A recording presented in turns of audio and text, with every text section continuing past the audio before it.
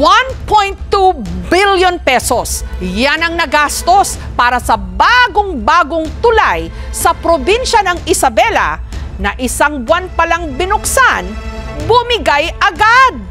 Bakit? Sino ang dapat managot? Ang bangungot ng kahit sinong driver na i-record sa videong ito habang binabagtas kasi ng kanilang truck ang tulay ng Cabagan at Santa Maria sa Isabela gabi nitong February 27, ang tulay biglang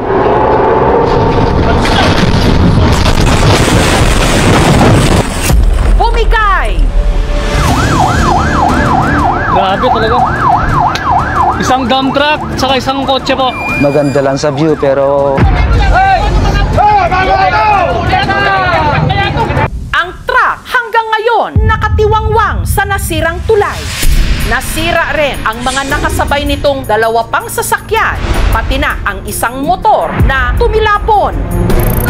990 meters o halos 1 kilometro ang haba ng Cabagan Santa Maria Bridge.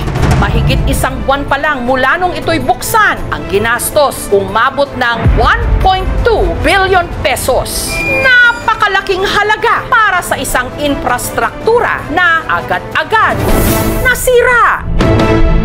Mahigit isang dekada ang inabot bago natapos ang tulay na ito. 3 presidente ang pinagdaanan nito. Isang buwan lang matapos itong buksan, ito'y bumagsak.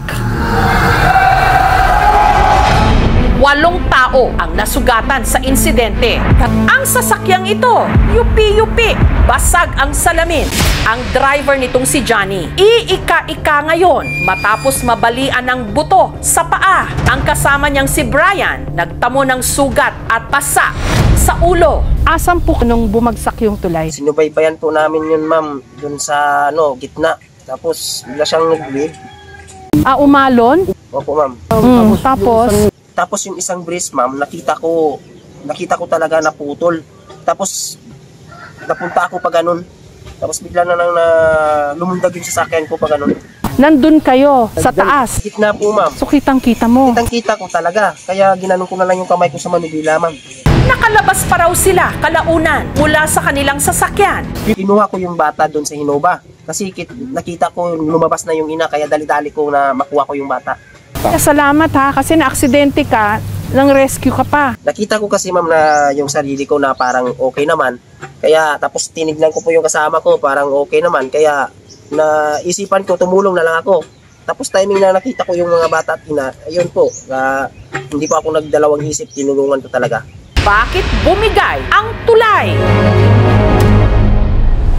Ang maximum capacity raw nito, ayon sa Department of Public Works and Highways, 44 tons o tonelada. Samantalang ayon sa inisyal na investigasyon ng mga otoridad, ang isa sa mga sasakyang sumampa sa tulay nung gabing yon, di umano, overloaded. Umabot daw ng mahigit 100 tons ang bigat. Pero paglilinaw ni Michael, hindi totoong mahigit 100 tonelada ang bigat ng minamaneho nitong truck, pati na ang mga dala-dala nilang cargo. Walang 100 tons yun. Hindi pang mining na truck yun. Sa dinami-dami namin dinahan ng tulay, wala namang bumigay.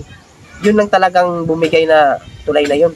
Wala naman siguro may gusto na biglang maputol yung tulay.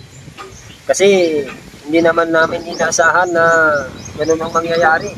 Siyempre bago, alam naman namin na bago, matibay. Pero nagkaganon pa.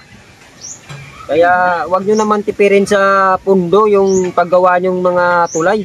Maging mapangmatsyag po tayo at maging tulay para masigurong nagaling sa mga ibinabayad nating buwis. Hindi masasayang.